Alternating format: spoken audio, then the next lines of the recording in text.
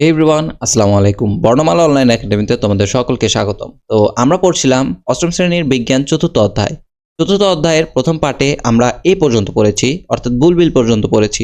তো তোমরা যারা এই ভিডিওটা মিস করেছো, আমি রিকোয়েস্ট করব তোমরা আগে আই বাটনে ক্লিক করে ওই ভিডিওটা দেখে আসো। আদারওয়াইজ এই ভিডিওর কিন্তু কিছু বুঝবা না। তো চলো আমরা কথা না বাড়িয়ে ক্লাসটা শুরু করি। আজ আমরা পড়ব এই 4 থেকে পাতার মাধ্যমে কখনো কখনো পাতার কিনারায় মুকুল সৃষ্টি হয়ে নতুন উদ্ভিদ জন্ম নেয়, যেমন পাথরকুচি।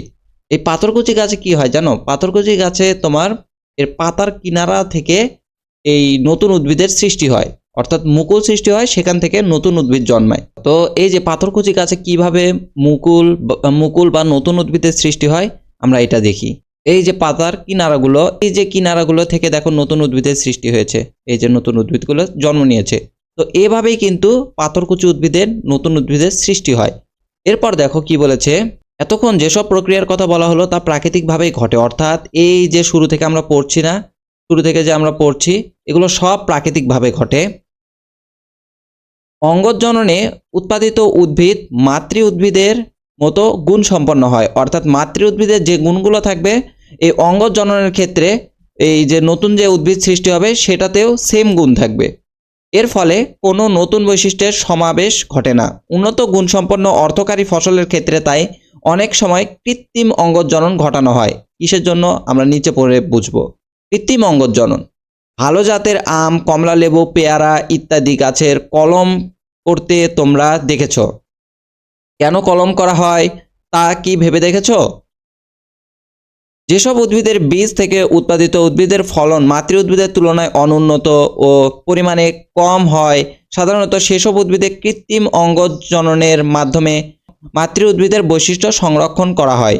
অনেক সময় কি দেখা যায়, অনেক সময় দেখা যায় অনেক উদ্ভিদে মাতৃ উদ্ভিদের তুলনায় যে নতুন চারাটা উৎপন্ন হয় বা নতুন গাছটা উৎপন্ন হয় সেটা তুলনামূলকভাবে অনুন্নত হয় এবং পরিমাণে কম হয়, কম ফলন দেয়। তো সেই ক্ষেত্রে কি করা হয়, এই কৃত্রিম অঙ্গজননটা ইউজ করা হয়। এর ফলে কি হয়, মাতৃ উদ্ভিদের যে বৈশিষ্ট্য আছে এটা সংরক্ষণ থাকে, অর্থাৎ তোমার মাতৃ উদ্ভিদের যে বৈশিষ্ট্যগুলো থাকে সেম এই বৈশিষ্ট্যগুলো এই নতুন যে উদ্ভিদটা জন্ম নেবে এটাতেও থাকবে। তো এই জন্য আর কি কৃত্রিম অঙ্গজনন ব্যবহার করা হয়। এবার এসো কৃত্রিম অঙ্গজনন সম্পর্কে আমরা জানি। কলম, গ্রাফটিং। কলমের ইংলিশ কি? গ্রাফটিং, মনে রাখবা। আচ্ছা, কলম করতে হয় কিভাবে দেখো। কলম করার জন্য প্রথমে একটি সুস্থ গাছের কচি ও সতেজ শাখা বা সায়ন নির্বাচন করতে হবে, অর্থাৎ একটা গাছের কচি সতেজ শাখা নির্বাচন করতে হবে। উপযুক্ত স্থানে বাকল সামান্য কেটে নিতে হবে। এখানে বাকল বলতে যে ছালটা আছে না এটাকে বোঝাচ্ছে। এবার ওই ক্ষত স্থানটি মাটি ও গোবর মিশিয়ে ভালোভাবে আবৃত করে দিতে হবে। মাটি এবং গোবর মিশিয়ে ভালোভাবে আবৃত করে দিতে হবে। এবার সেলোফেন টেপ অথবা পলিথিন দিয়ে ওই স্থানটি মুড়ে দিতে হবে যাতে পানি লেগে মাটি ও গোবর মিশ্রণ খসে না পড়ে। আবার অনেক ক্ষেত্রে দেখা যায় যে ব্যাকটেরিয়ার আক্রমণে ওইটুকু কিন্তু পচেও যায়। তো এগুলো থেকে রক্ষা পাওয়ার জন্য কি করা হয়, পলিথিন বা সেলোফেন টেপ দ্বারা সেই জায়গাটা মুড়ে দেওয়া হয়। নিয়মিত পানি দিয়ে এ অংশটি ভিজে দিতে হবে। এভাবে কিছুদিন রেখে দিলে এ স্থানে মূল অর্থাৎ যে শিকড়গুলো আছে সেগুলো গজাবে। এরপর মূল সহ শাখার এ স্থানটি মাতৃ উদ্ভিদ থেকে কেটে নিয়ে মাটিতে রোপণ করে দিলে নতুন একটি উদ্ভিদ হিসেবে বেড়ে উঠবে। তাহলে আশা করি ক্লিয়ার। এখন দেখি এই যে কলম বা গ্রাফটিং আছে এটার চিত্র। তো এই যে আমাদের কলম বা গ্রাফটিং এর চিত্র, এখানে প্রথমে কি করতে হয়, প্রথমে একটা ডাল নির্বাচন করতে হয়, তারপর বাকল কর্তন অর্থাৎ এই যে ছালটা ছাড়িয়ে নিতে হয় সেখান থেকে। এরপর মাটি ও গোবর এখানে দিতে হয়। দেওয়ার পরে এই যে দেখো পলিথিন অথবা সেলোফেন টেপ দিয়ে এটাকে মুড়ে দিতে হবে। এরপর কিছুদিন পর দেখা যাবে যে এই যে এরম শিকড় হয়েছে। যখন দেখা যাবে যে এরম শিকড় হয়েছে তখন জাস্ট ওইটাকে মাতৃ উদ্ভিদ থেকে কেটে আলাদা করে একটা নতুন গাছ হিসেবে লাগিয়ে দিতে হবে। দেন ওইখান থেকে কিন্তু একটা স্বাধীন গাছের বা একটা নতুন গাছের সৃষ্টি হবে। তো আশা করি সবাই এই কলম বা গ্রাফটিং এই পদ্ধতিটা ক্লিয়ার। এরপর আমাদের আছে কি, এরপর আমাদের আছে শাখা কলম বা কাটিং। তোমরা লক্ষ্য করেছো যে গোলাপের ডাল কেটে ভেজা মাটিতে পুঁতে দিলে কিছুদিনের মধ্যে তা থেকে নতুন কুঁড়ি উৎপন্ন হয়। এসব কুঁড়ি বড় হয়ে একটি নতুন গোলাপ গাছ জন্ম নেয়। আচ্ছা, এটা কিন্তু আমরা গোলাপের ক্ষেত্রে দেখেছি। গোলাপের ক্ষেত্রে কি হয়, আমরা একটা গোলাপের ডাল যদি কেটে সেটাকে মাটিতে পুঁতে দেই, সেখান থেকে কিন্তু কিছুদিন পর একটা নতুন গাছের সৃষ্টি হয়। তো এটাকে বলা হয় শাখা কলম বা কাটিং। তো আশা করি সবাই ক্লিয়ার এখানে কাটিংটা কি আর গ্রাফটিংটা কি। এরপর আমরা চলে যাই পার্ট 4-এ। পার্ট 4 আমাদের কি, যৌন জনন। ফুল থেকে ফল এবং ফল থেকে বীজ হয়, বীজ থেকে নতুন গাছের জন্ম হয়। এভাবে একটি সপুষ্পক উদ্ভিদ যৌন জননের মাধ্যমে বংশবৃদ্ধি করে। তাই ফুল উদ্ভিদের যৌন জননের জন্য গুরুত্বপূর্ণ অঙ্গ। তাহলে উদ্ভিদের যৌন জননের জন্য গুরুত্বপূর্ণ অঙ্গ কি, ফুল। এই লাইনটা দাগাও। তাহলে যৌন জনন সম্পর্কে আমরা এটা বলতে পারি যে একটি সপুষ্পক উদ্ভিদের এই যে ফুল থেকে ফল, ফল থেকে বীজ এবং বীজ থেকে নতুন গাছের জন্ম হয়, সেই প্রক্রিয়াকেই বলা হয় যৌন জনন। এরপর আমাদের কি আছে, ফুল। তোমার বাড়ির আশেপাশে বহু ফুল ফুটে থাকে, এগুলো থেকে কয়েকটি এনে পর্যবেক্ষণ করে দেখো তুমি কি সব কয়টি ফুলে মোট 5টি অংশ যেমন পুষ্পাক্ষ, বৃতি, দল বা পাপড়ি, পুংকেশর ও গর্ভকেশর দেখতে পেয়েছ? যদি 5টি অংশ পেয়ে থাকো তবে ফুলগুলো সম্পূর্ণ ফুল। আচ্ছা, সম্পূর্ণ ফুল হতে কয়টা অংশ থাকতে হবে, 5টি অংশ। আমাদের কি কি থাকতে হবে, প্রথমটা থাকতে হবে হচ্ছে পাপড়ি, এরপর থাকতে হবে পুংকেশর, তারপর গর্ভকেশর, বৃতি, পুষ্পাক্ষ। এই অংশগুলো, এই 5টা অংশ থাকতে হবে।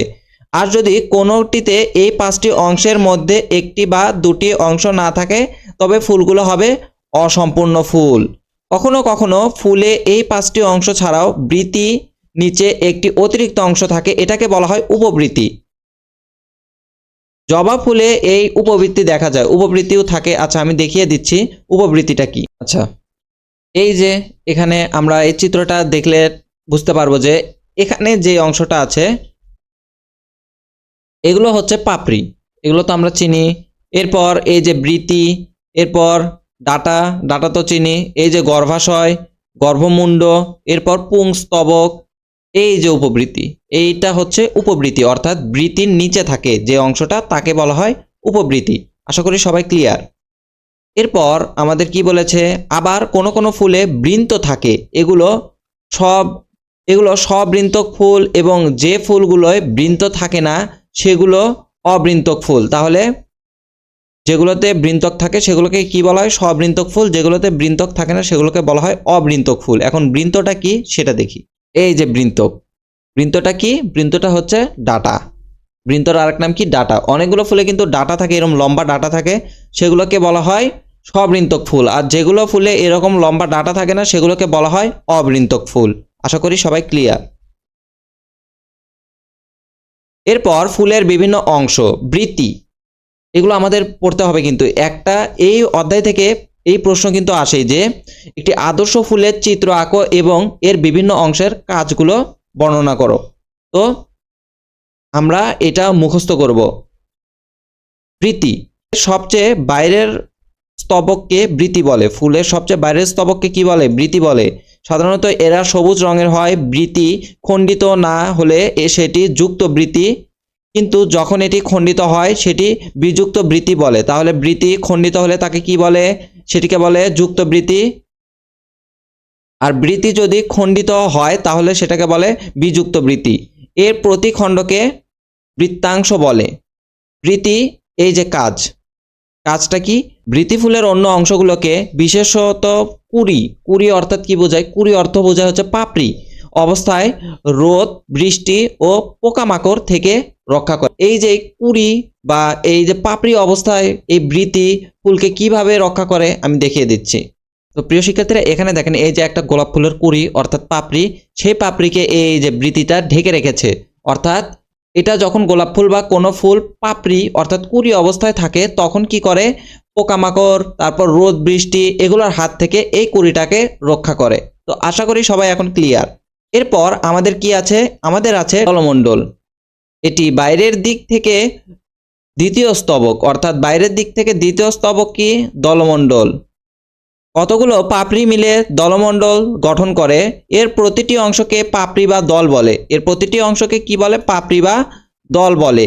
পাপড়িগুলো পরস্পর যুক্ত যেমন ধুতুরা, অথবা পৃথক যেমন জবা থাকতে পারে।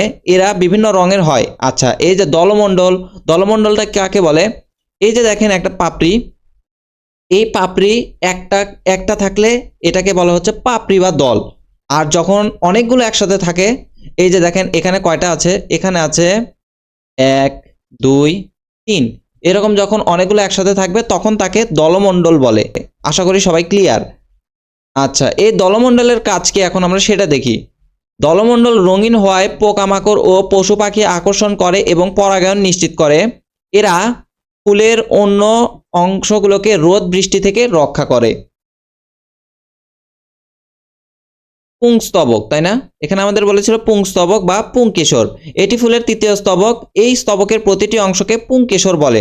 অর্থাৎ পুংকেশর কাকে বলে?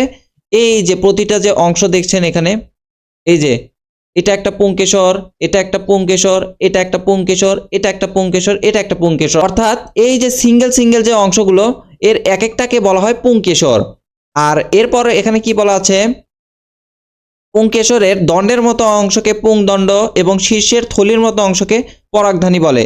অর্থাৎ এই যে দণ্ডের মতো অংশটা আছে না, এই দণ্ডের মতো অংশটাকে বলা হয় পুংদণ্ড এবং শীর্ষের এই যে থলির মতো হলুদ কালার যে অংশ, এই যে হলুদ কালার অংশ, এটাকে বলা হয় পরাগধানী। আর পরাগধানীর মধ্যে কি উৎপন্ন হয়? এটার মধ্যে কিন্তু পরাগরেণু উৎপন্ন হয়। আর এখানে বলেছে যে পরাগরেণু থেকে পুং জনন কোষ উৎপন্ন হয়। পরাগরেণু থেকে পুং জনন কোষের উৎপন্ন হয়। এরা সরাসরি জনন কাজে অংশগ্রহণ করে। এরা কি করে? সরাসরি জনন কাজে অংশগ্রহণ করে। এরপর আছে কি? স্ত্রী স্তবক বা গর্ভকেশর। এটি ফুলের চতুর্থ স্তবক। ফুলের চতুর্থ স্তবক কি? স্ত্রী স্তবক বা গর্ভকেশর।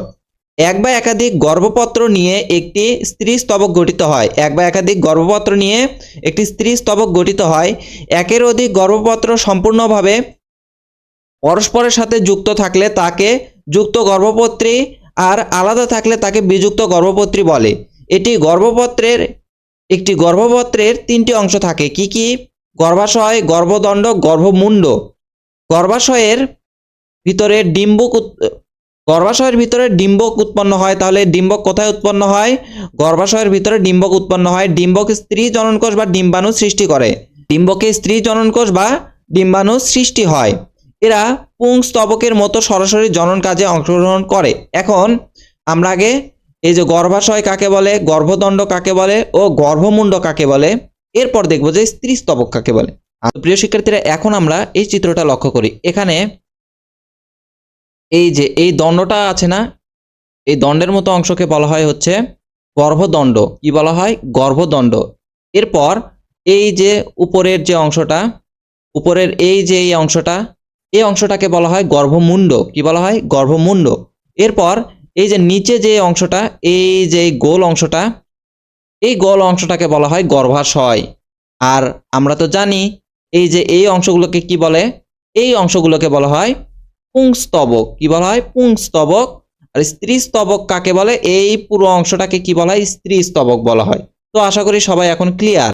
তো এখানে কি হয়? এখানে এই যে পরাগ রেণু থেকে তোমার পুং জনন কোষ, এই যে স্ত্রী রেণু যেটা আছে এখানে যে, বা গর্ভমুণ্ড যেটা আছে এখানে যে মিলিত হয়, এখান থেকে কি হয়? তোমার এই যে এখানে যে গর্ভাশয়ে যে ডিম্বক উৎপন্ন হয়, মনে রাখবা এখানে তো ডিম্বকগুলো সাজানোই থাকে। এখানে যাওয়ার পর তোমার এই যে নিষেক্রিয়া সম্পন্ন হয়, অর্থাৎ পরাগায়ন সম্পন্ন হয়। তো আশা করি সবাই ক্লিয়ার। এখন এখানে কি বলেছে? বৃতি ও দলমণ্ডলকে ফুলের সাহায্যকারী স্তবক এবং পুং ও স্ত্রী স্তবককে অত্যাবশ্যকীয় স্তবক বলা হয়। কেন বলা হয় আমরা কিন্তু জানি। এখন এইটা দাগায় বৃতি ও দলমণ্ডলকে ফুলের সাহায্যকারী স্তবক। কেন সাহায্যকারী স্তবক বলে? কারণ এরা পরাগায়নে সাহায্য করে। অর্থাৎ যে পোকামাকড় আছে বা মৌমাছি আছে এদের কি করে? আকর্ষণ করে নিজের দিকে, বা পশু আছে এগুলোকে নিজের দিকে এরা কি করে? আকর্ষণ করে। দলমণ্ডল হচ্ছে তোমার ওই যে পাপড়িগুলো কি করে? নিজের দিকে আকর্ষণ করে। আর বৃতিটা কি করে? বৃতিটা হচ্ছে তোমার ফুলকে ঢেকে রাখে। যখন কুড়ি অবস্থায় থাকে তখন ফুলকে ঢেকে রাখে। এরপর পুংস্তবক কি করে? পুংস্তবক, এখানে তো জনন কোষের উৎপন্ন হয়, পুং জনন কোষ উৎপন্ন হয়। স্ত্রী স্তবকে কি হয়? স্ত্রী স্তবকের গর্ভাশয়ে ডিম্বক সাজানো থাকে। এখান থেকে এই দুটার মাধ্যমে কিন্তু আমাদের পরাগায়ন সম্পন্ন হয়। তো আশা করি তোমরা এই পর্যন্ত ক্লিয়ার হয়েছো। এরপর দেখো থ্যালামাস ও পুষ্প পত্রাধার, এ অংশ উপরে সবগুলো স্তবককে ধারণ করে। এটা হচ্ছে এই যে এটা, এই যে এই অংশটাকে বলা হয় কি? থ্যালামাস বা পুষ্প পত্রাধার। তো আশা করি তোমরা সবাই ক্লিয়ার। এরপর কি বলেছে, পুষ্পমঞ্জুরি। পুষ্পমঞ্জুরি তোমরা সবাই দেখেছ, কাণ্ডের শীর্ষ মুকুল বা কাঙ্ক্ষিক মুকুল থেকে উৎপন্ন একটি শাখায় ফুলগুলো বিশেষ একটি নিয়মে সাজানো থাকে। ফুল সহ এই শাখাকে পুষ্পমঞ্জুরি বলে। পরাগায়নের জন্য এর গুরুত্ব খুবই বেশি। এ শাখার বৃদ্ধি অসীম হলে তাকে অনিয়ত পুষ্পমঞ্জুরি এবং সসীম হলে তাকে কি বলা হয়, নিয়ত পুষ্পমঞ্জুরি বলে। এখন পুষ্পমঞ্জুরি কি এটা দেখি আমরা। তো এই যে দেখেন একটা ফুল গাছের চিত্র, যেখানে এই যে একটা ডাল, এগুলো পাতা, এবং এই যে এখানে দেখেন ফুলগুলো কত সুন্দরভাবে সজ্জিত আছে না। তো এই যে একটা শাখা, এই শাখার এই পুরোটা অংশ যেটা আছে না, এই পুরোটা অংশকে বলা হয় পুষ্পমঞ্জুরি। আর এখানে সজ্জিত আছে না ফুলগুলো কত সুন্দরভাবে, সবগুলোতে কিন্তু সজ্জিত আছে। তো এই পুরো অংশটাকে বলা হচ্ছে পুষ্পমঞ্জুরি। আশা করি সবাই ক্লিয়ার। তো আমাদের এই সংজ্ঞাটা কিন্তু ইম্পর্টেন্ট, আমাদের এই সংজ্ঞাটা কিন্তু পরীক্ষায় আসার মতো, যে পুষ্পমঞ্জুরি কাকে বলে। আমরা এটা দাগাই ফেলি। আচ্ছা, কাণ্ডের শীর্ষ মুকুল বা কাঙ্ক্ষিক মুকুল। শীর্ষ মুকুল বলতে কাণ্ডের একবারে উপরের যে মুকুলটা আছে, এই যে আমরা এখানেই দেখলাম কিন্তু একবারে উপরের এই যে এইটা। তাহলে আপনারা এটা দিতে পারেন যে কাণ্ডের শীর্ষ মুকুল থেকে উৎপন্ন একটি শাখায় ফুলগুলো বিশেষ নিয়মে বা বিশেষ একটি নিয়মে সাজানো থাকে। ফুল সহ এই শাখাকে পুষ্পমঞ্জুরি বলে। তো সবাই মুখস্থ করে নেবেন। আশা করি এই পর্যন্ত সবাই ক্লিয়ার। তো যদিও কোনো তোমাদের প্রশ্ন থাকে আমাকে ফ্রিলি কমেন্ট বক্সে প্রশ্ন করতে পারো। কমেন্ট বক্সে যদি না পারো আমার হোয়াটসঅ্যাপ গ্রুপে তোমরা মেসেজ দিতে পারো যে তোমাদের এখান থেকে কোথায় কোন প্রশ্ন আছে, ইনশাল্লাহ আমি তোমাদের বলে দেব। তো প্রিয় শিক্ষার্থীরা, আজকের ক্লাসটা আমাদের এই পর্যন্ত। ধন্যবাদ সকলকে এতক্ষণ পর্যন্ত ক্লাসটা দেখার জন্য। আমি পরাগায়নে চলে যেতে চেয়েছিলাম, কিন্তু আজকে আর ক্লাসটা নিতে চাচ্ছি না, কারণ এগুলো বুঝতে তোমাদের একটু টাইম লাগবে। তো ধন্যবাদ সকলকে এতক্ষণ পর্যন্ত ক্লাসটা দেখার জন্য। আসসালামু আলাইকুম।